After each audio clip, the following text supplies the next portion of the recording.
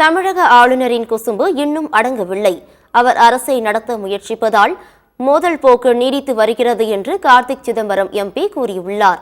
சிவகங்கையில் நாடாளுமன்ற உறுப்பினர் கார்த்திக் சிதம்பரம் செய்தியாளர்களை சந்தித்தார்.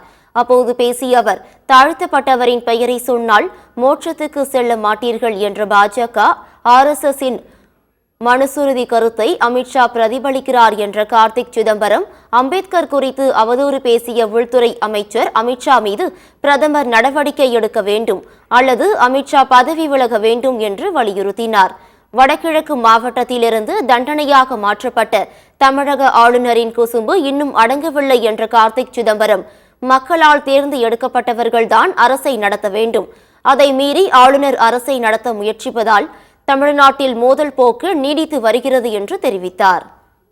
இந்த ஆளுநர் நான் சொல்றேனே, இவர் முதல்ல வடகிழக்கு மாகாணத்துல இருந்து இங்க ஒரு பனிஷ்மெண்ட் போஸ்டிங்காக தான் இங்க அனுப்பிச்சாங்க. அங்க ஒரு அமைதி பேச்சுவார்த்தையில நிறைய குளறுபடி செஞ்சு விட்டாரு சொல்லி இங்க வந்தாங்க. இங்க வந்ததுக்கு அப்புறமே அவர் அவருடைய குசும்பு அடங்கினவே கிடையாது.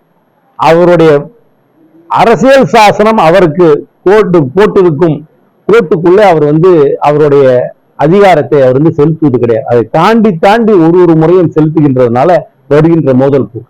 இங்கு தேர்ந்தெடுக்கப்பட்ட அரசாங்கம் தான் அரசை நடத்த வேண்டும்.